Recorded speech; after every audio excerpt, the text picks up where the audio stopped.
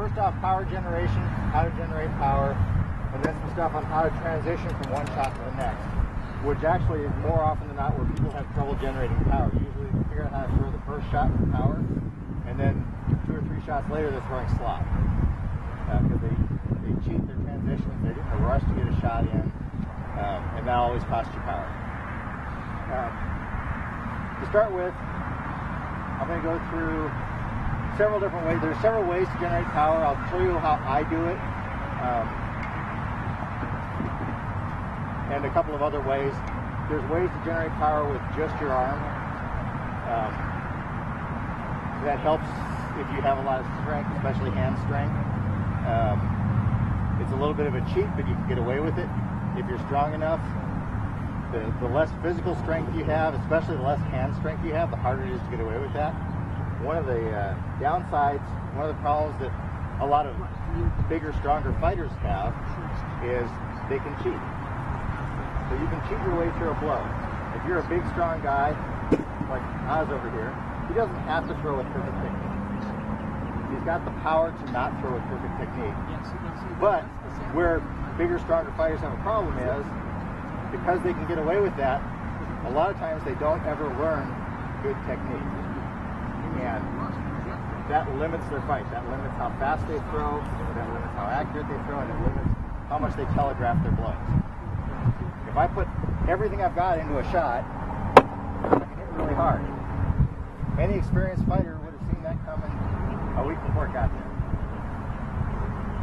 And I used a whole bunch of muscle to do that with. I used a lot of energy to do that with.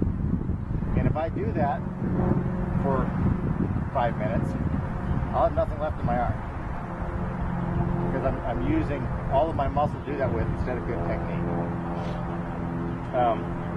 There are a bunch of pieces of good technique, and one of the problems we run into is usually somebody will go over it with you, or they may never go over it with you. You may never actually have anyone explain all the pieces of good technique for throwing a blow. You'll pick up 1 or 2 of them. You'll do like I did. I learned how to throw a flat snap in 1977. And I threw it for 30 years. And then about 5 years ago, I discovered that, I don't really know how to throw a flat snap. I don't know how to throw it well. I don't know how to throw it fast. And I discovered that when I came up against people who really, really knew how to do it. Who could do it faster than I could, do it more accurately than I could. And you can go a long ways without doing it well. I figured this out while I was king the first time. But wow, there's some big deficiencies in my fighting. I went out and fought some guys around the SCA that were just doing it a whole lot better than I was. And so I went home and I spent several months reteaching myself how to throw a flat snap. And the difference to the novice fighter isn't even going to be visible. But the difference in speed and accuracy is significant. To a point where 6 months later, I was fixated on it, and my kill shot in tournaments became the flat snap. I was getting almost all of my kills with the flat snap for a while, just because that was where my mind was. That was where I was. So some of the pieces that I use for that, start with is having good stance. If you're just standing like this and throwing blows, I am never going to get good speed and power standing like this throwing blows. So you've got to get into a decent stance. And there's more than one. You can fight sword foot forward. You can fight shield foot forward. My primary is shield foot forward, but I switch all the time. The blow mechanics for a good shot start from the ground. So if I'm throwing a flat snap, I'm driving off of this foot. Even if I'm this foot forward, I'm still driving primarily off of that foot. So the blow starts from the ground up, and it drives with this hip. So I'm driving with that hip, and what that does is the hip ideally actually leads the shot. So if somebody's actually watching my hip, they may pick up a little telegraph. It's real hard to do through a shield, and it's hard to do when you're paying attention to my sword too. But the hip leads the shot. That put tension through all the muscles in here. I'm not swinging with my hip. What I'm really doing is I'm setting my body in a position to be able to use all the muscle, to have a firm connection all the way through all those muscles. Everything's not all loose and flopping around. So I'm driving with that hip, that allows me to drive with the shoulder, which allows me to drive with the arm. What I'm looking for is not power. When we talk about power generation, people get fixated on power. And it can be a detriment. Power is really a secondary thing. You don't need to focus on having a lot of power. What you need to do is make this thing move as fast as you can. If the sword's moving fast, you have power. So you're far better off concentrating your technique on speed than you are on power. Like I said, lots of power, lots of muscle, it's really hard. Not for very long. What you want is speed. Let the sword do the work. Move the sword fast. And if you concentrate on speed, it doesn't matter if you're a big guy or a small guy or a small girl or a big girl, it doesn't matter. If you concentrate technique and speed, you're going to hit hard. It doesn't matter who you are. It doesn't matter if your opponent's 3 feet taller than you are. If you move that sword fast, it's going to hit with power. So, you got everything set up and you're ready to throw the shot now. I've got power through my hip. From there, we get to the upper body. Shoulders coming forward, hips coming forward. Now I'm going to fire the shot. When you fire the shot, there are a couple of different ways of doing this. But the most important thing, and the thing most frequently missed or misunderstood, is in your hand. And it's what I call triggering. And it's just the act of going from a relatively relaxed hand and closing that hand. It doesn't matter what angle. That little motion there, it doesn't look like much on its own, but it's huge in developing speed and power. So if you start out with a death grip on your sword, you're always going to have a hard time developing power, and you're always going to telegraph your shots. So a real big part of it is forcing yourself to learn, mostly through repetition and boring felt work, to relax your hand. So when you close your hand, if I do nothing but close my hand, and I take all the rest of the technique out, I can hit a fairly fast, hard shot. And that's just, I can take everything else away and develop power. It doesn't matter where it is, it doesn't matter where you put that trigger. Now, if you start doing a bunch of that, your hand's going to get tired. And that's a muscle that I put a lot of time into developing. It's a little small muscle, it's right there. And when you close these two fingers, you can find that muscle. That's that hard muscle right there. And I'll tell you, when I was developing that, I spent a bunch of time, and I happened to have a shop where I was working at my business, and I had a cement wall with a steel door frame, so I could beat it all day long, it didn't matter. And I'd take old swords, and I would just periodically go over, and I would stand at the door frame doing this. So I couldn't do it anymore. And then you turn your hand over, and it's a little bit different muscle. Do it here, so you can't do it anymore. And then I would go back to work. That alone made a huge difference in my fighting. And I've talked to some people here about triggering. Every shot I throw incorporates that. Every single shot I throw incorporates that. Now, part of this, and we had this discussion last week, is understanding where to put that. If I put it out here, it's really hard to do much with it. When I trigger early on in the shot.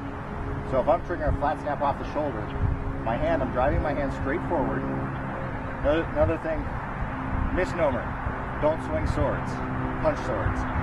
Let the sword do the swinging. Your objective is to be fast. The fastest way to get your sword from point A to point B is in a straight line. You want to drive as straight a line as you can with your hand to wherever the end point of your shot is going to be. So I don't want to be doing this. This is slow. This you can see coming forever. I want to do this. My hand travels in a straight line to where the end point of that shot is. When I do that, I trigger right from guard. I'm going to trigger right here. I'm going to exaggerate a little bit. I'm triggering, closing my hand as my hand's driving forward so that my hand is closed at the point of the shot. Now when I say closed, a lot of times these fingers aren't.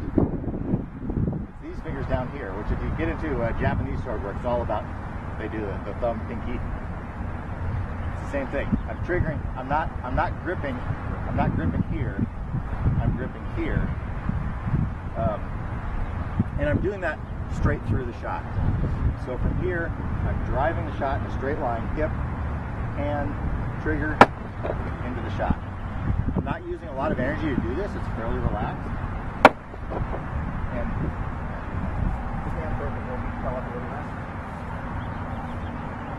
but I can do this all day long. I'm using very little energy. We're same from high guard. From high guard, it takes a little longer to get there. Plus side to high guard, lots of good protection. Downside to high guard, I've got to go through 270 degrees to reach the target. More time for my opponent to see it coming. There are shots I've used to take advantage of that.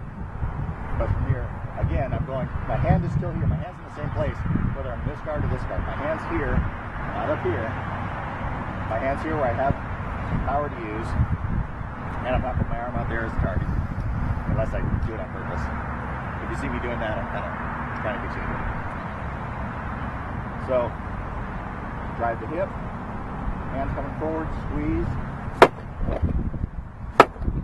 And it doesn't take a lot of power. Big part of that is I'm actually driving all the way. If I'm driving that shot, I can feel that energy all the way from the ground through the target. And I'm throwing through the target.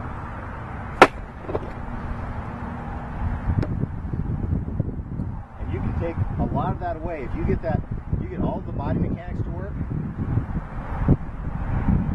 even without the trigger. If you get the hip and the shoulder and the hand moving that straight line forward, you don't have to put very much into it if all the mechanics are together. So I can throw a killing blow with my finger if you put it all together. The more pieces of that you drop out. Flails are illegal. But they're so much fun. I have a flail. It is really great fun. I don't bring it to SCA events. So you can get away with dropping pieces of that out. And what happens is in the middle of the fight, you start dropping pieces of that out. The more you drop out, the less effective it is, the more energy you use. And so what happens is, if you haven't practiced all of the pieces of the shot 1,000 times, so you put them all together every time you throw it, you get in the middle of a fight, and you are going to do whatever's instinctive for you. So if this is instinctive for you, that's what you're going to do in the fight. You're going to fight to the level that you've trained. Especially once the adrenaline comes up. When someone starts jumping in your shorts, you're going to do whatever comes out of your brain instinctively, not thinking, oh yeah, I'm supposed to trigger. It's just not going to happen. You've got to train that in. And so that's where that gets trained in. Now, like I said, I throw that in every one of my shots, and the basic shot, that's like right hip forward. There are other shots I throw left hip forward, and I use some unusual mechanics too for a couple of my shots. But if you're throwing to the offside, if you want to throw the offside from up here, very, very hard to do and get power in or get speed in it. I'm talking about going 18 inches to develop power with no rotation. That's hard to do. Most people are not going to be able to do that. There are techniques that will let you do that, but you really have to do them right or it just doesn't happen. What you end up with is this, which is really annoying. It's annoying for your opponent. You can make it pretty fast, but it's not a killing blow. And so I really discourage people from throwing that because people will throw it, oh, it's just a distraction. To me, it makes your opponent look bad because they're getting hit in the face and they're having to call your shot light. And I try not to make my opponent have to call my shot light. And I certainly don't want him to take a bad shot. So in order to get power into that shot, the best way to get power into that shot is to start with the point of your sword back behind your head. And I throw two different mechanics with this. The one I threw for over 30 years, which is left hip forward. So I'm kind of doing the same thing. Again, I'm punching straight line to the end point for my hand. So I'm punching to there. And I'm triggering. This is the way that I do this shot for years. And it works. It's effective and I still use it.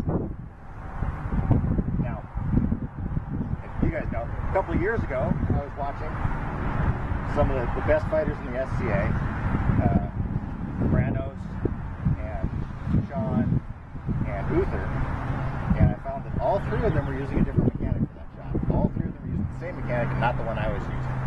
So I thought, wow, these are three of the best fighters in the world, and they're all doing it different than me. I should probably learn how to do what they're doing. It's very, very hard to do. problem with all that muscle memory and all that training, it works really well. I would pick up a sword and throw for that side of the bell, and that would come out every time. I could not make that come out, which is driving with the right hip forward for that shot. I physically couldn't do it for weeks. I kept going up to the bell and trying it, and it was just a mess. It just didn't work. I couldn't get any power. It was sloppy. And finally, what I had to do is, what I'm really doing is I'm throwing a punch. I'm throwing a punch right there. And if I took the sword out of my hand, I could throw a punch. That comes natural. That works in my brain. That's throwing a punch. And then I would put the sword in my hand, and that would come out. Honestly, I'd pretty much given up on it. Like, I just can't do this. It just doesn't work for me. And then one day in the middle of a fight, all of a sudden I saw a shot, and that came out. And ever since then, it's worked. So it just all of a sudden, the practice actually clicked in my brain, and I've been throwing it that way ever since. So getting power in that shot, if anybody wants to work on that, I'll work with you on it. It's a hard shot to get power. It's easier if you come from here and drive. And again, I'm triggering right here through the shot, putting power all the way from the ground into it. I can get away with throwing it from up here because I've got my hip, I've got a hard trigger, I've practiced a lot, so I've got fairly good hand strength for doing it. Not everybody can get away with that. It's not something you can do right off the bat. It's something you can do if you put the time into it. You can make that shot work. And you really have to punch hard and drive to the back of the helmet.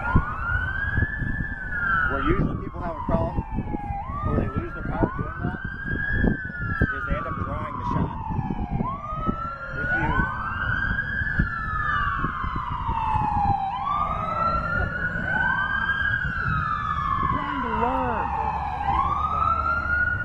If you draw the shot across the target rather than driving it straight through the target, you take the power out of the shot. Your opponent won't feel much. So if you do that, what you end up with is a slap across the front of the helmet or a slap across the body, and it doesn't deliver that power into your opponent. So it's much harder to get acknowledgement. It's hard to deliver a good blow, as opposed to that where I'm driving, triggering, and hard grip is one of the few places I actually use a hard grip. At the end of this, but I'm trying to drive that tip right through that helmet. And it's really important. If you're going to throw that shot, that you be driving through the target, not slapping the front of the target. Great. Yeah. Can I point something out that I'm noticing that I don't think everybody else is watching? His right foot, he's on his toes and he's turning it out a little bit. It's just like when you throw a punch, you turn your foot out a little bit. I don't even know if he knows he's doing it, but I do actually, and it's something I didn't mention, and it's really important.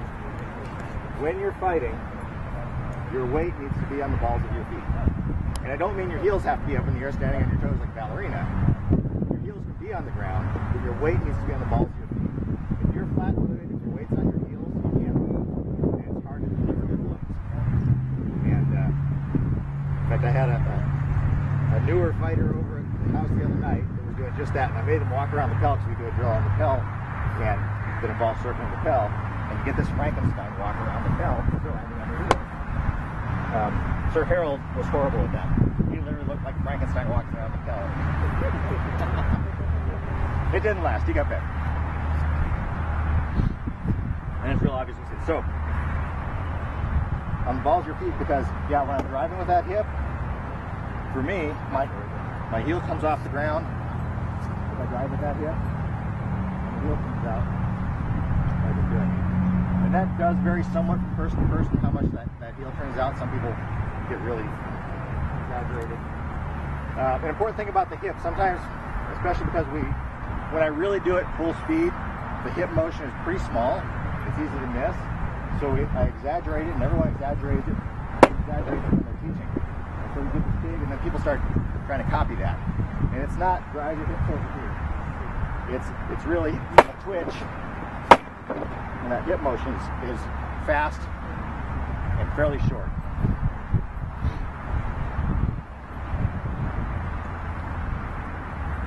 So, offside shots, either mechanic works. Most of you have seen my weird offside back blade, and I do a very different hip mechanic with that. My hip mechanic with that. When I'm throwing this shot, I'm trying to drive this way into my opponent's ribs. And so I try to move, I'm moving everything in the direction the sword is going, power-wise. So I actually drive that shot at the end off my left leg because I'm trying to drive this way. I'm trying to drive through my opponent this way. And so I don't twist because I'm not trying to take my opponent this way. I want to go laterally straight through my opponent. So the shot actually comes this way. And this is the motion in my hips. I'm driving, I'm straightening this leg out and using it to drive power into the shot. There are some other complications to that shot that I kind of have to show you up close and personal. If you try that shot, you'll have to try it with this. It's not good for throwing real blows, but it'll show you really quick if you're doing this. Not a good shot. You can hit real hard with it, it's still not a good shot. Flat. You've got to be able to get it there. And in order to do that, I'm actually changing my grip mid-shot. My grip is changing from here as I throw my trigger. I'm changing how I'm holding the sword, and I can show that to you up close. But that's allowing me to go from this to that with the back leg. Triggers. Obviously, with the flat snap, you're triggering straight from guard to here, straight from shoulder to here. So right off the bat, close that hand into the shot, accelerate that sword. Remember, you're looking for acceleration. Don't worry about lots of muscle, worry about speed. Accelerate that sword.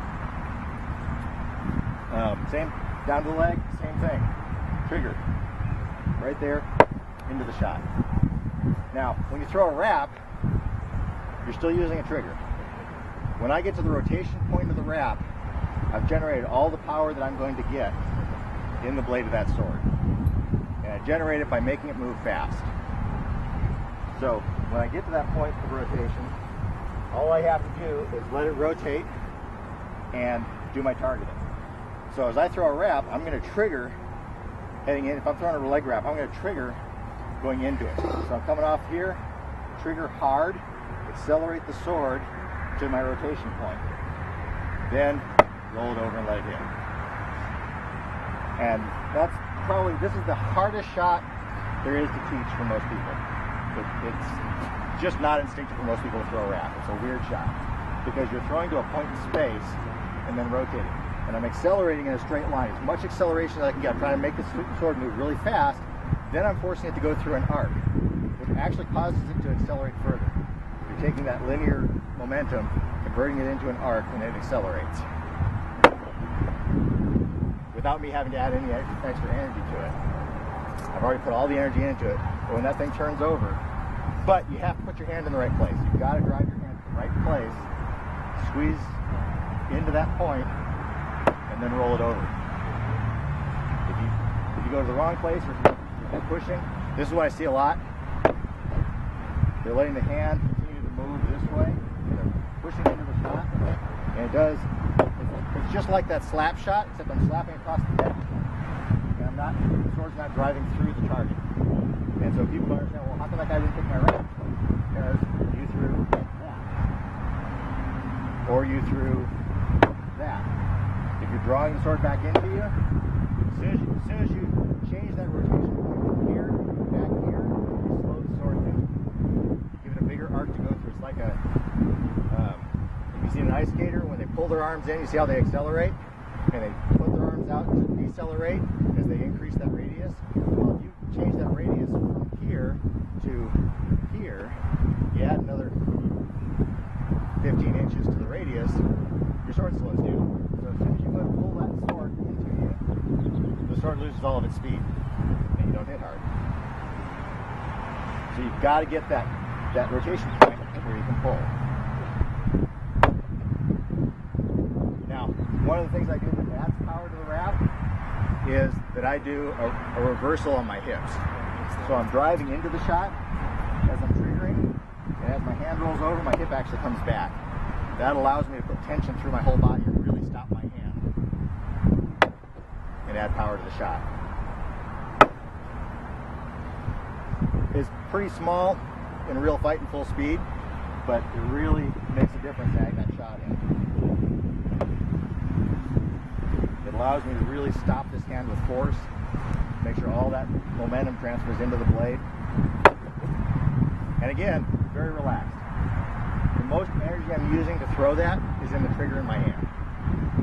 I can throw it really pretty relaxed. As long as I trigger, I can still get power.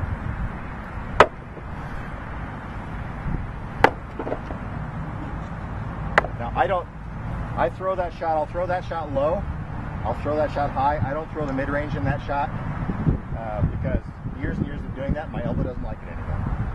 It hurts. And an important thing, if you can do that without hyperextending your elbow, without letting it stretch all the way out, it's better for your elbow. It'll keep just a little bend in that arm. There's a couple of more complicated wraps that I do use that save my elbow.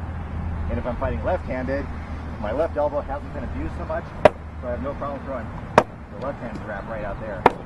Which is good because for a lefty, that's a good kill shot. For a righty, that's mostly into a shield. So on the rare occasions there's a sword in my left hand, I will throw left-handed wraps. I trigger... Triggering and punching in a straight line. Offside, if I'm going to throw over here, front blade, again, I'm triggering from right here. Trigger, drive the shot. Trigger, drive the shot to the face. I usually target that. I personally target that with the tip of my sword, and I target it for my opponent's right eyeball. And part of that is, once you get the power and the speed, you also need to get the accuracy. You want to be able to put the tip of that sword right in that eyeball every time. Especially because your opponent's got a shield here and a sword here, it's not covered. So all you have to do is be a little faster than they are. However, if I throw the same shot here in the middle of my sword, now that sword's way over here and it's into my block. So I don't want to be into his block, I want to be into the eye. So usually if you see me throw that, I'm throwing with the tip of the sword. I throw a lot of shots with the tip of the sword. People think I hate thrusting tips, and I never use them on my sword because I hate thrusting tips. You know, I spent a lot of years as a collegiate fencer. I had no problem with thrusting, except for people that use it because they don't know how to do anything else. I don't put a thrusting tip on my sword because I use the tip of my sword and I don't want a piece of bone there. I want a nice hard corner on my sword that I can dig into my opponent's chest so they feel it. Which is hard to do with 3/4 of an inch of foam there. So when I throw slot shots, same thing. Oh, and here's another thing you can add to add power to your shots without costing you much. Get your hand up high. Get your guard position up here over your head. Gravity works. You want to add power to that leg shot? Throw it from there. Even to the head shot, throw it from there. Come down into the shot.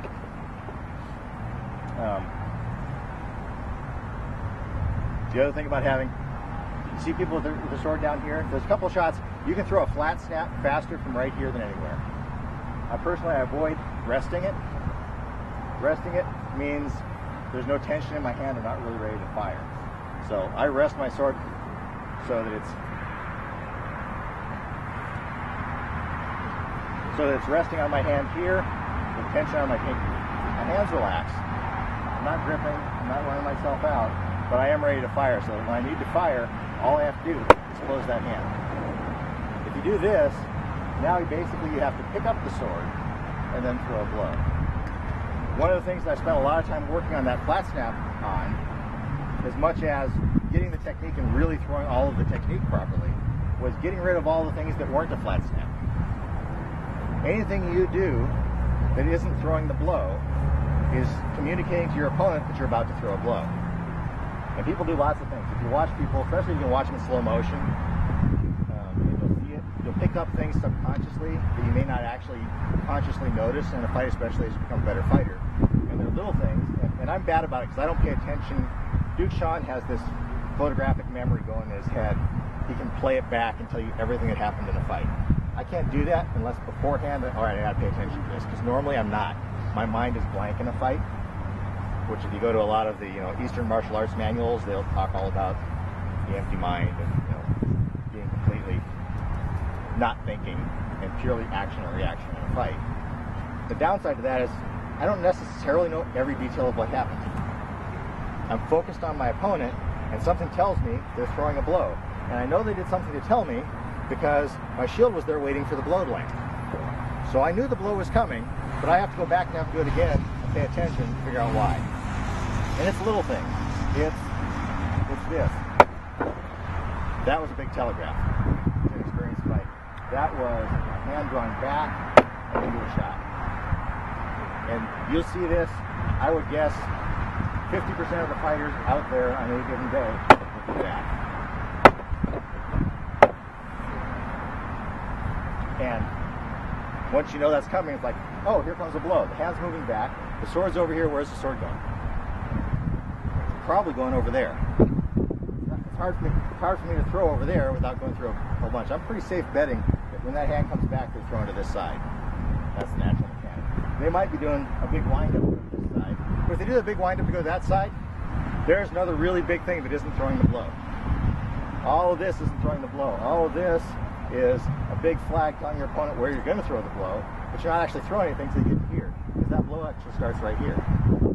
You just can't get there from guard without it. Which is why most of the time I prefer not to throw to that side out of guard, or I change my guard. And if you watch my fight, you'll see me change guard a fair bit. Most of the time I'm up here. It's a nice, safe place to be.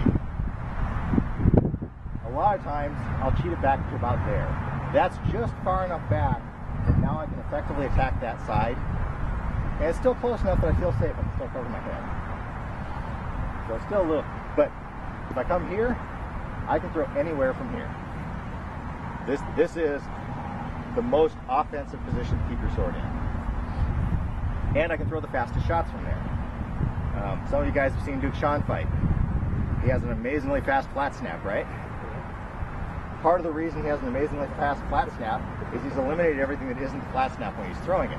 So when he throws that really, really fast flat snap, it always comes from right here. So when I fight Sean, and he comes at me like this, I close that line. Because I know he can throw that shot faster than I can block it. But after getting clubbed by it a few times, going back and looking at the video, it's like, oh, that's where that shot comes from. So as soon as he's in this position, I don't get the shot. Or I bring a shield up, I do something that I know he's in a place that's really, really dangerous and he's really, really fast. And that's another thing that can help you in your mechanics of the blow. You're going to throw that flat snap, you can throw it from right here. From right here, you notice my sword is in line with my opponent's eyes or the target that I want to hit. Okay? It's not this. This, again, to throw the blow, I have to come to here and throw the blow. That gives you time to see what's happening. It makes them do things when you're prepared to throw the blow. Right here, I'm going to accelerate straight at my opponent, which also keys into things that are harder to react to. This coming at you, really big thing coming at your head. You're going to react to it, you're going to see it. Something coming straight at you, same thing with a thrust, something coming straight at you, depends on your depth perception and seeing other pieces of motion to see. So it will get you, it'll buy you a little time in throwing the shot that you're not giving them as much to key off of. But also, again, fastest shot, straight line. So I'm coming from here, straight to that shot. And one of the things that I spent a lot of time practicing as I was practicing the snap is standing in guard relaxed. Getting rid of all the tension, which gets rid of all the tells, so that when you throw the shot, the only muscles you're using are the muscles you actually are using to throw the shot. Just getting here nice and quiet, trying to throw that shot so that everything happens at once. So the hip twitch, the shoulder, the trigger, all happens at once. Makes that sword get from your shoulder to your opponent's head as fast as you can. And I don't have to do anything to worry about speed. If I move the sword that fast, I'm going to hit plenty hard. Won't be a problem. It doesn't matter how big I am. You know, I've got some muscle. I can muscle things if I have to, but it's a lot more effective to move fast.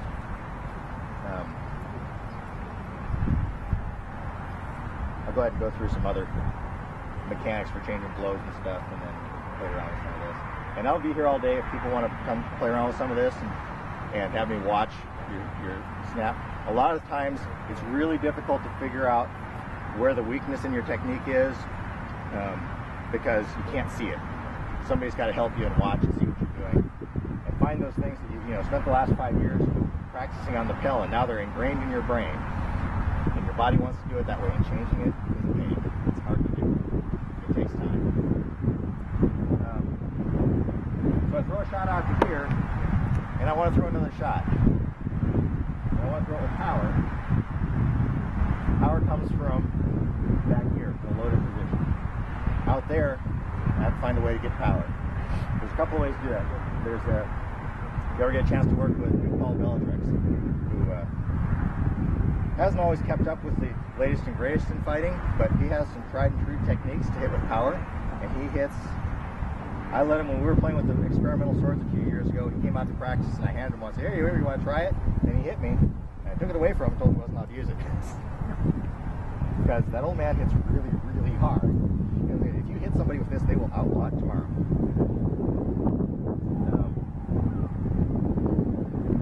So one of his techniques for getting to the next shot, we use a teardrop, which actually comes back here, and so you draw it back, and you rotate your hand palm up behind you. So you're drawing it back with you, so that hip will be fired forward and back, and the hip reverses.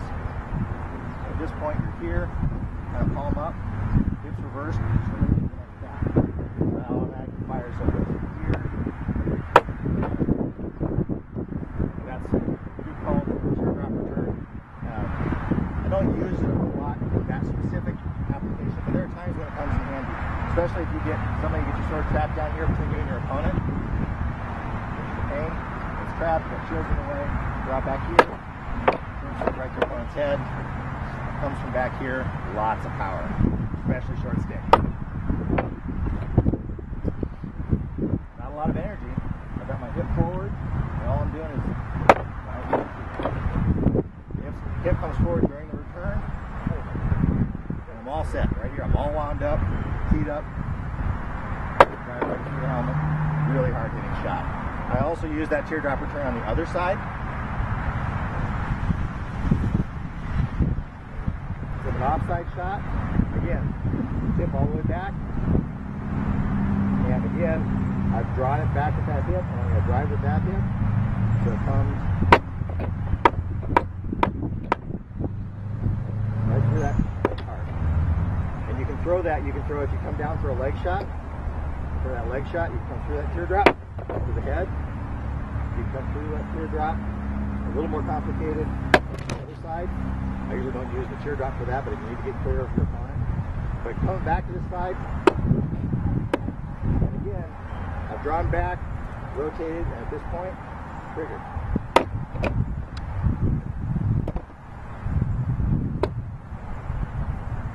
Trigger every shot. More common transition, the shot everybody learns first. First you hit this side of the head, then you hit this side of the head. Most of them learn it just the way I just did it. You hit this side of the head, then you hit this side of the head. And this is using a whole bunch of muscles. You do that for very long, you're going to feel that start to burn in your forearm. You see this sword is rotating. I have my hand, I'm actually doing this. But see how the sword is rotating right? I can't even make myself do it. Think about it. Yeah. I have to think about it to throw it wrong. So I'm forcing the sword around here to the next shot. And then it's awkward, my hand's in the wrong place, I can't hold it, and I throw a really sloppy second shot. Your sword, or your sword and your arm, and all of your armor and your basketball, all the stuff you're using, all of it in motion effectively has a balance point. The easiest way to move it is to rotate it around that balance point. That balance point is not your wrist. This takes a lot of muscle to move. That balance point is out here. And you need to learn to feel where that balance point is so that you can easily move. Now if you look at this sword, see the point where it's rotating? And that happens very naturally, and I'm just very relaxed. It should kind of feel like, if you've ever done that trick with a pencil where you wobble it up and down and it looks like it's bending, that's the point where it bends. I want that sword to move around that point. Now you see my hands going through an arc. To to allow that sword to travel through that instead of forcing it to do this. This is very hard. This is very easy. I'm just rotating right around where it wants to turn anyway. Learning to feel that, finding that in your sword, makes a huge difference in all your transitions, getting from one shot to the next. That makes getting from one shot to the next faster and easier, and in some cases makes throwing a shot easier. So now when I throw this shot,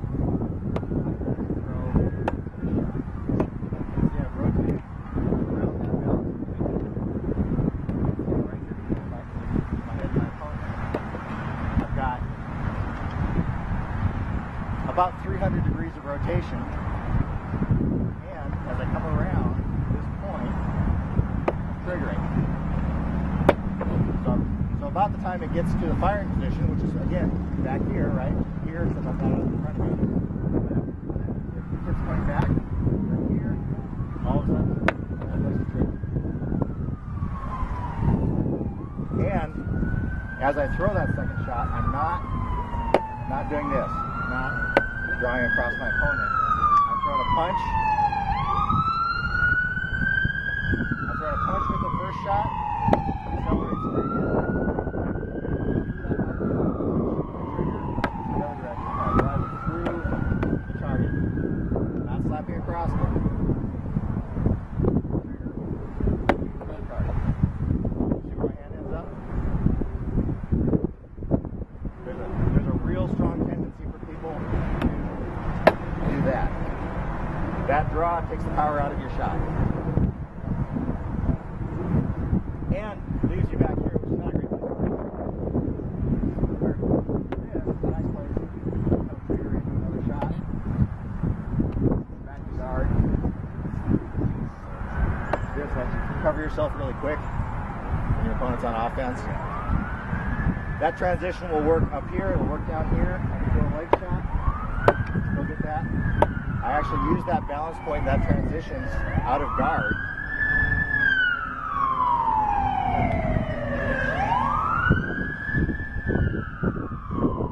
From my guard position, the fastest shot I can throw is what I call a high snap, and we don't have very good uniform terminology across the field. But rather than coming here and throwing that flat snap, I'm going to throw a shot from here around that balance point with a hard trigger length around that balance point, and the shot comes down at a 45-degree angle right there with my hand in front of my left shoulder. And I'm not going to push you up the body, hands across there, got a little drive with the hip, left shoulder, gets that 45 down, which puts it perpendicular to that part of the helmet for most people, which makes it really easy to deliver a solid blow, because if I throw a flat snap against most curved top helmets, because we don't have a lot of barrel helms out there these days, that flat snap, if I don't target it well, wants to skip off the helmet. If I throw this shot into a curved top helmet, it doesn't skip. It drives right down to the guy's neck. And it's super fast. Because it's from here to there. I'm not having to go very far. It works really great against somebody on the ground, especially if they'll let me sneak up and put my hand right here. It's over so fast. And if I can, I love helmets with bills on them. Put your hand right above the bill so they can't see your hand. But most people won't look anyway. A lot of people will let you put your hand right up out of their field of vision. Trigger right down. Again, from right here, triggering hard. And here's where I also, for this shot against somebody on the ground, I tend to use that slide mechanic rather than a hip rotation. I drive that front this way.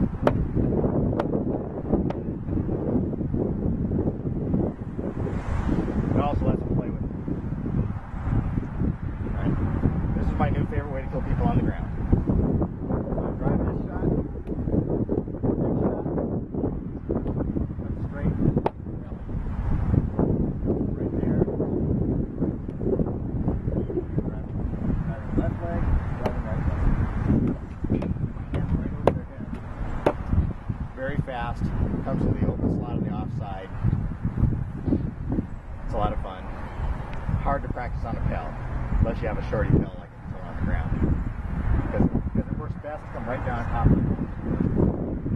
Which actually brings up something else power and mechanics. Once an object has momentum, once your sword is moving, it wants to move in a straight line. Basic Newtonian physics, it wants to move in a straight line. Anything you do to make it not move in a straight line, you have to put energy in to force it to change direction. And it's very easy to lose energy and momentum when you do that. When you swing the sword, without getting into too much physics, there's angular momentum. When you change the angle on the sword, when you're making it travel through an arc, it wants to travel in a flat arc. It doesn't want to travel through an arc with a weird twisty corkscrew motion. It wants to travel flat. Anything other than traveling in a flat plane, you're going to have to put a bunch of energy in to make it do that. And in the process, you're probably going to lose momentum in the sword. You're probably going to lose power in the shot. Where that becomes important is when you initiate a shot, where you initiate that shot needs to be in a plane with where you intend to land the shot.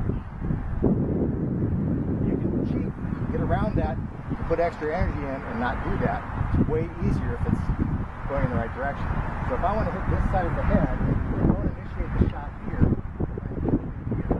Initiate the shot, it's already lined up that straight line. So if I initiate here and then I'm going to turn around, I've got to go through a bunch of monkey motion to make it get there. Big telegraph tells my opponent the sword's changing direction, the sword's going over there. Now, sometimes when I do that, because I will line up that sword, I'll even change my hand position on the sword. So, anybody who's fought me for years and years, like Thea, I'll be standing there in guard, and I'll do that. And as soon as I do that, she sees that change in my hand from here to here. She knows I'm throwing for that side of her head. Sword's lined up. That's where the shot's going. Sword's here, shot's not going there, shot's probably coming here. Sword's lined up, I let my wrist relax out here a little bit, put my blade on edge out here, she knows the shot's coming this side. If my blade's here, I'm probably not throwing there. I'm throwing someplace over here. It's a very small thing, it takes a lot of practice to get to see that in your opponent. It helps when you fight the same person who does the same thing all the time.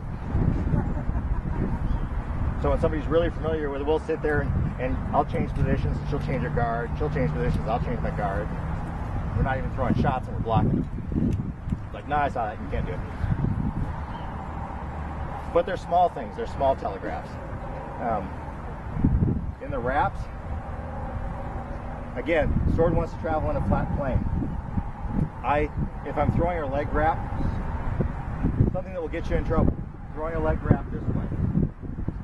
Sword's coming this way, so where does it want to go? It wants to stay in that flat plane, it wants to go there. Right? When I roll it over, it still wants to keep going, even though I get this rolling motion, momentum in the blade wants to stay in that flat plane. So if I'm throwing a downward angle into a wrap, it wants to roll over. Perfectly fine shot if you really want to disable somebody and don't care about fighting in the FCA. However, since we don't hit below the knee, it's a perfectly fine way to hit somebody right in the back of the calf. It will get their attention. So if you throw that downward angle, you have to be very careful that this approach angle is the right angle that's going to hit above the knee. I usually don't throw that shot. I throw most of my wraps if I'm throwing for the leg with an upward hook. So in order to do that, what I actually do is I throw here. So this is the plane that I'm throwing in. So when I turn my hand over, it continues in that plane, and my cut is coming up into the target.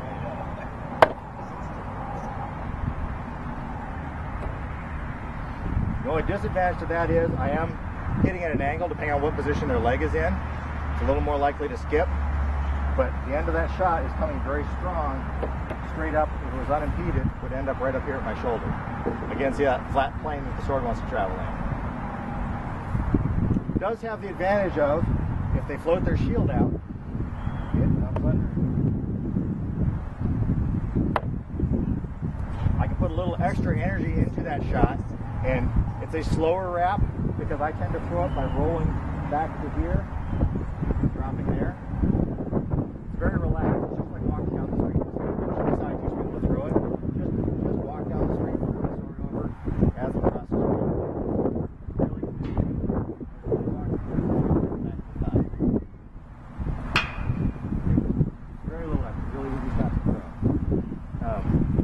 in order to get that shot to stick in, as I get to the end of the shot, I actually roll my arm at the shoulder, roll the elbow to the outside.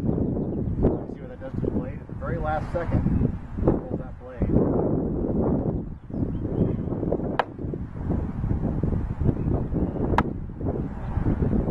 That gives me a good stick. I'm sticking with the blade. I'm not doing this. This isn't good. Get away with it with a round sword. Ideally, you want to put it in this shot, when I roll the shoulder, elbow to the outside, some you want to practice slow. One sneaky advantage to it is I don't have to roll it down there. I can roll it right there. So I can come back here with this shot, and right now, I'm probably committed in my brain where I'm going, but they don't know where I'm going. I can throw here, or I can throw there, or anywhere in between. It's wherever I roll that shoulder, put the little arc in there, bring some weight perpendicular to the target, add a step to it. Real deep shot. And again, lots of room to adjust where I'm putting that shot. When someone throws that shot at me, here's my block. I literally, somebody throwing that shot, I block from my knee to my head, especially if they know what they're doing, because I don't know where they're going. And as exposed as this is, if you do it at the wrong time, it's not a bad position to throw from. And if they're not stepping deep, I can actually just cover right here, and I'm pretty safe. Taking that step, you have to do a little more about it. And again, with this shot, I still use the trigger. I'm still accelerating the sword with the trigger. I'm just doing it back here. So when I throw this shot back here, I'm triggering here straight to the ground. So from here, triggering towards the ground, I'm putting momentum in the blade, I'm picking up speed. I want to accelerate it, so at the end of that shot, there's a lot of speed in the blade. It's too late. If you're down here and you don't have speed, it's too late, you're not getting it. You've got to get the momentum where you've got the body mechanics to do it. You've got to accelerate here, and then guide the sword from there, so it comes.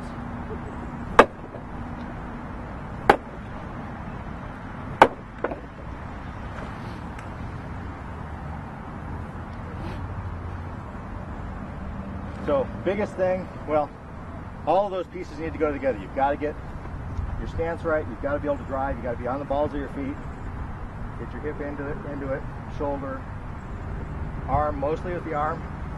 Most of what I'm doing with the arm, most of the time, is a straight line acceleration with the trigger at the right place.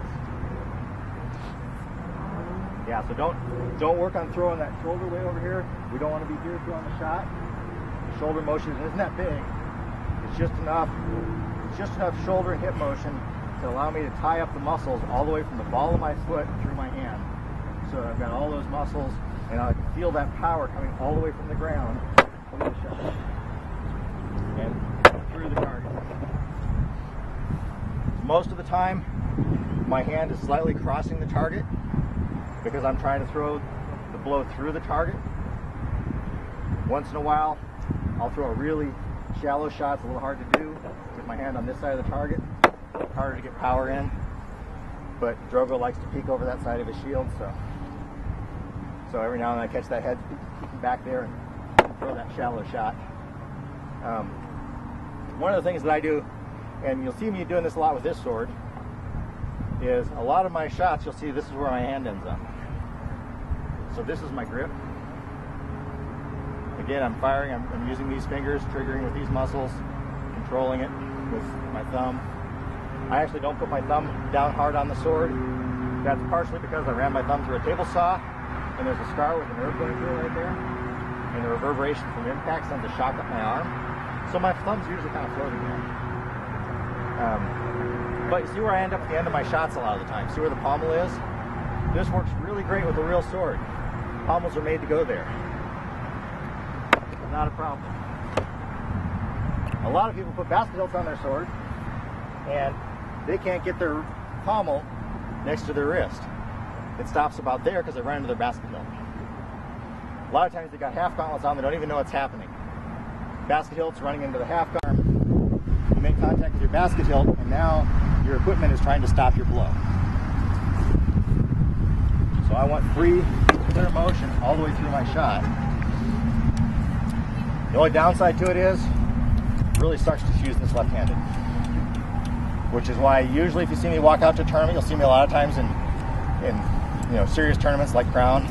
I walk out there with two swords and I declare a secondary because the other sword laying there has the basket hilt canted the other way, so that my left wrist clears it. Most people put them on straight. Some people use triggers. People who use them love them. I think they're silly. I have never ever seen, and there may be one, someone can show me I'm wrong, but I have never seen a real sword with a trigger on it. So if your technique can't be done with a real sword in your hand, I think you're doing it wrong.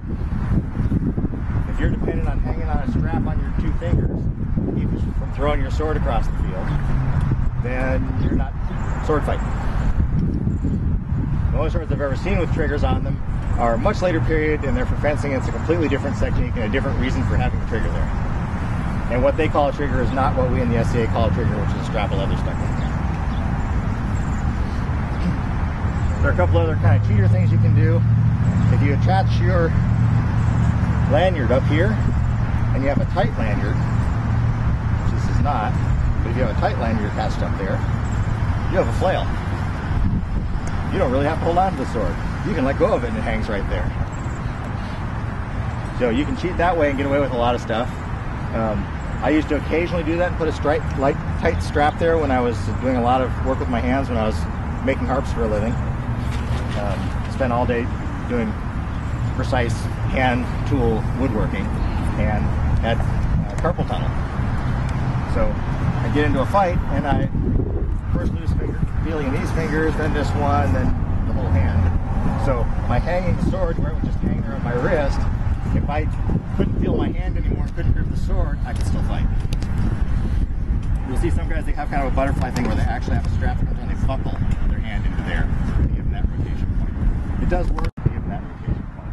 It does work as far as how it works. It allows you to actually do most things pretty effectively if you have to. It allows you to do things that a trigger won't let you do. One of the things that I do is I change my hand position on the sword a lot.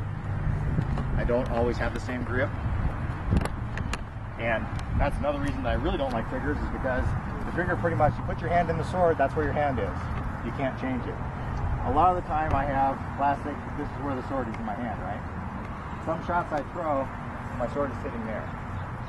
So the handle is resting between this joint and this joint on my thumb, rather than back in here.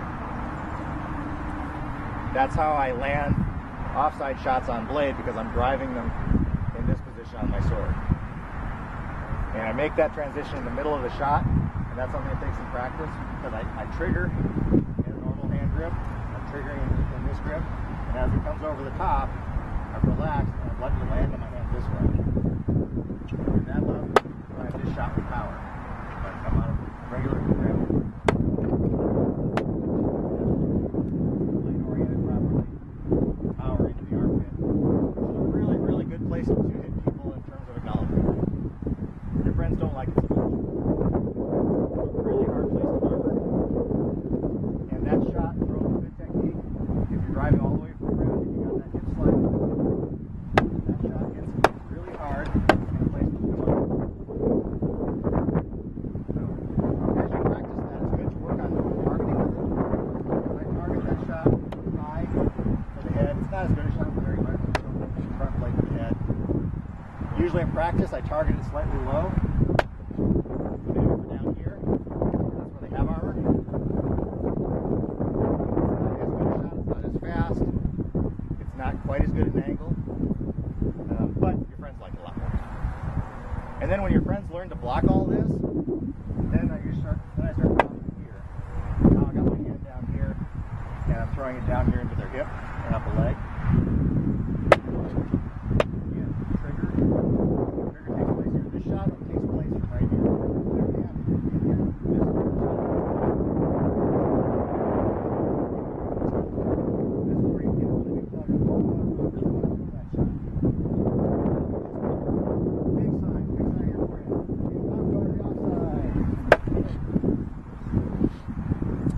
throw it in the middle of a fight, coming off of another blow, or when my opponent blinds himself.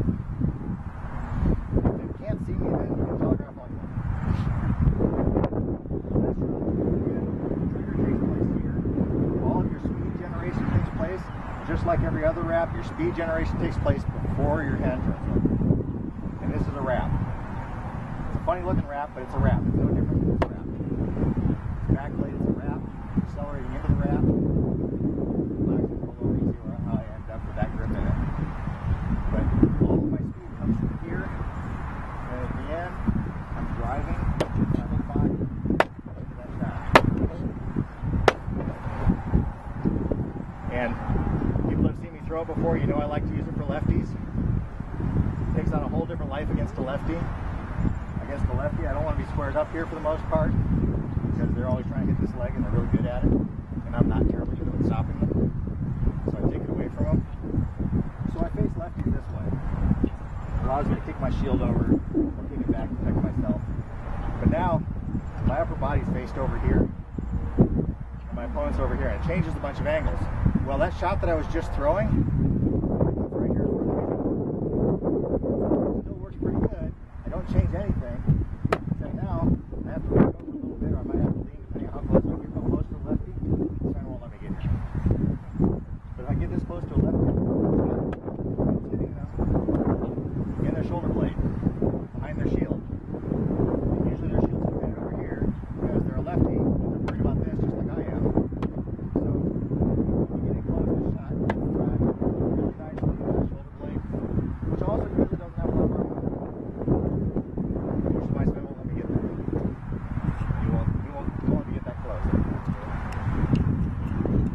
Nice versatile shot. It's a very complicated shot to get power in. It's a real easy shot to miss some portion of the mechanics and not deliver. Real easy just to pop it up here. Trying to reach it, you're not close enough. So that's a shot that takes some work to get all the things to work. Start with the other shots. Every shot you throw, you should be triggering at some point. You should be getting the speed into that sword. Speed, not power. Speed gives you power. Anytime you're trying to force power into a shot, if you're a big, strong guy, you can probably get away with it. But you're going to be throwing a slow shot. You're going to be throwing a telegraph shot. No matter how big you are, it's still better to use good technique. Not that there aren't times in the fight where, hey, you can get away with it. Everybody's out of position, and power's what you got. Power's what you got. All you got is muscle. But for the most part, speed, smooth transition, using that balance point of the sword. See that rotation, where the sword wants to rotate, not trying to force it to come around your wrist. That'll wear you out in a hurry. We get new guys out all the time. We had a guy come out, he's a bodybuilder, physical trainer, worked 24-hour fitness, worked out for a living. Not an ounce of fat on the kid. He was fast. He was going to be faster than everybody, and he could hit really hard. And he could hit really, really hard. He's the kind of new guy that came out to practice like, wow, he hits really hard. He's never going to hit me. Because every shot was like, yeah. See it coming a week ahead of time. Lands really hard, which means not cutting the kid any slack, not going to let him have any success, because it's going to hurt too much if I let him have some success. Most of the time, you know, you try and turn down the fight to the level of your opponent, give them the chance to learn, work with them. When they're doing that, like, sorry, you ain't landing anything. It hurts. But he was using all those muscles in every shot. And you can't do that for very long, I don't care who you are. Using all that muscle takes a lot of energy. And unless you have just silly endurance, you can't last very long. So he came out, and this was when Fia was long before Fia was knighted. And he was talking about how he went to Penzic, and he was going to go back out to Penzic next year, and he was going to learn to fight. He was going to go beat up this Duke friend of his sister's at Penzic. And he was going to be faster. He was going to be faster than everybody. So we sent him out and said, well, why don't you go try and fight Fia? And so they went out and fought. And I didn't really see much of the fight, but I turned around and looked over, and he's laying on the ground, just trying like mad to get air into his lungs. Because he can't breathe anymore, because he's used every ounce of energy he has, she leans over and said, "I'm gonna go get another fight now," and walked away. She hadn't hit him. Never swung a shot. Just let him wear himself out until he couldn't stand up anymore. He was laying on the ground, and then she went on to fight. So if you're gonna get through a day of fighting, you gotta be smart. You gotta use muscles in the way. Sword mechanics, not muscle built. If you're swinging with a whole bunch of muscle, you're 9 rounds into a tournament, your arm's gonna be rubber. You're gonna get to the finals of that tournament, and all of a sudden your arm's not there with you. You can't swing shots. Everything gets sloppy. So good mechanics. Got a couple of pills here if you want them out. Start working through some of this stuff. Probably way over time. Sharif is going to start his class. Actually, we're not over time. We're about on time. Well, the class starts at the hour. Yeah. So I'm sure Sharif's class is not going to run 2 hours. Get suited up and do some sparring. We've got 2 pills here.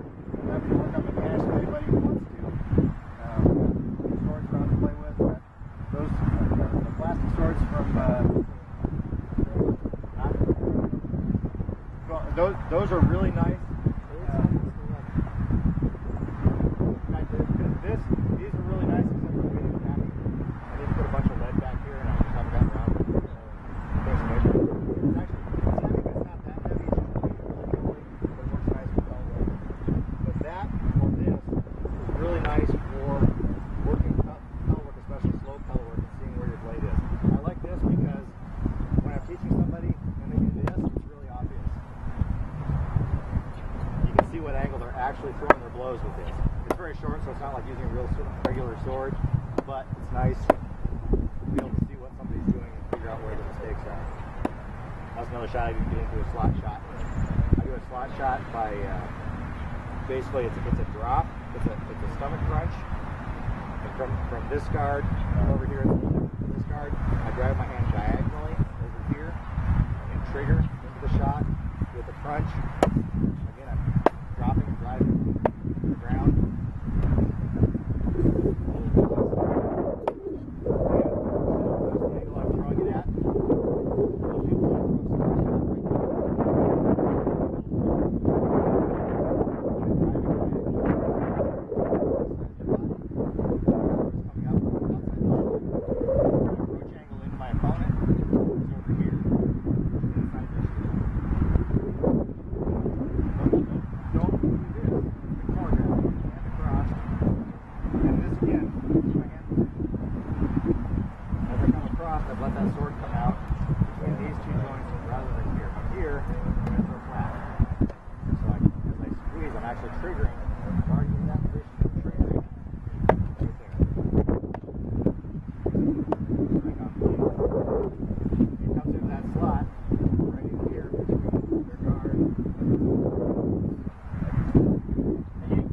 That depending on what the opening actually is. If they're giving you a slot straight down the center, great, take it.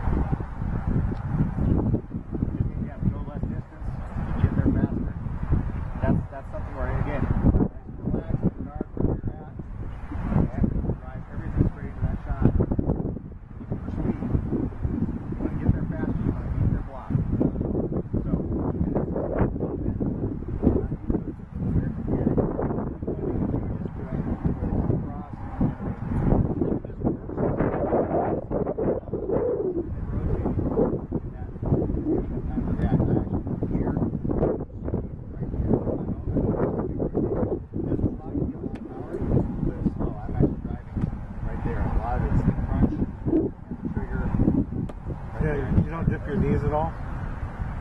You know, I do, but this is a really hazardous shot to practice on yourself. I recommend doing this slow a lot because this Pel is about 6 inches wide, and when you miss this shot, it kind of sucks. Now, when you have a 2 foot wide opponent, you're going to hit something. It's not a hard shot to land unless they just step away. But it's really easy to miss this Pel.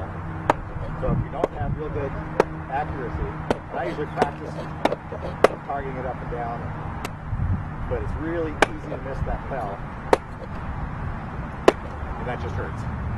You got a fatter pel like this, it's a little bit easier. You get a little more target. A lot of times if I'm working with someone, I don't want to practice it, I'll come up, maybe try to help, and sword practice. Like that. That way, if they can miss the pel, they're still going to hit my sword. It's a nice shot for people that leave it open. People usually want to throw it on me. If you see me in my normal heater position, usually you see this whole side of my chest. It looks very inviting. Most people don't hit it. She does. She's fought me enough. She's figured out how to get me in this nipple. Fortunately, almost nobody else does. My new squire, unfortunately, has been learning from her. And so he's done it to me a few times now. So I might have to do something about that. And again, like the wraps, that's a more complicated, for a very simple shot. It's all happening at once. I'm actually starting my trigger right here in guard. So I'm actually triggering as I'm coming across. So I really have a little screwy trajectory, but I have about 270 degrees of rotation on the sword tip here to the point of contact. So there's plenty of room to rotate the sword without this big turnover here, but you have to get the technique right. You have to be accelerating the sword right off the bat. Throw that. And that's how. But like I said, practice it slow on the pel. We'll miss the pel. Get somebody to hold something up you can practice it against. And practice it slow anyway because it's a hard mechanic to get initially. And you want to be able to hit it accurately. You want to be able to hit a small gap over there. It's a really nice shot against Duke Guillaume if you ever come that way. Because he fights like I do with that meter right up here. A nice little slot. He'll get it right in front of him, leave that slot for you. And he's used to me doing it, so he reacts really quick to it, but he knows I'm going to do it. I've had other people go out and do it when he didn't know what's coming. Alright, so anybody wants to come up and swing? Have at it. Reef will be starting his class whenever he wants.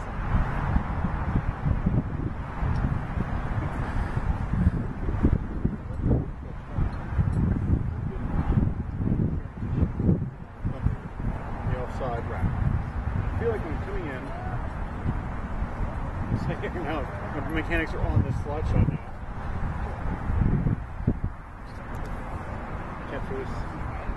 Can't throw it right now. My head's not wrapped around the thumb leader or the slot shot. I feel like I'm not getting the hand transition.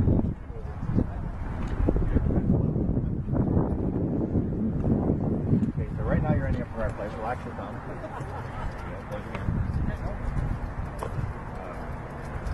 I end up about there. I'm not actually good for like that. Which you can, like I said, that's partly your whole injury line. Now when I land that, flex a little bit. I have a wrench.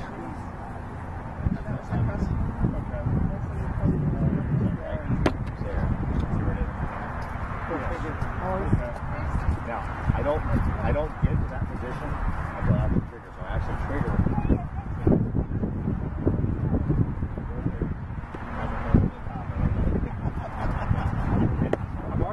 I'm firing the sword this way.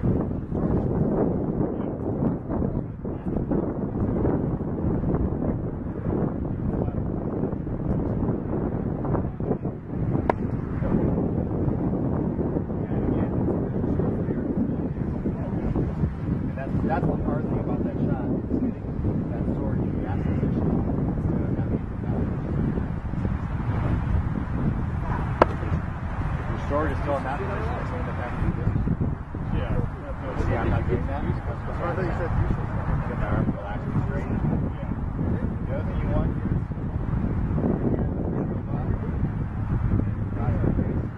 right there. When do you actually make the grip change, though? When in the motion of the sword is the grip change? It changes place at the point where my wrist rotates. So I'm triggering in an upward direction, and then At this point right here, I'm kind of relaxed. And as I'm making that transition, as I'm rolling my wrist to the wrap, I'm letting the sword come down there. Okay. Thank you. It's something that it takes practice, but when you don't get it, you do. If you still have this grip, Yeah, it flies out. if you still have that position, then you're better off just throwing it in. Okay.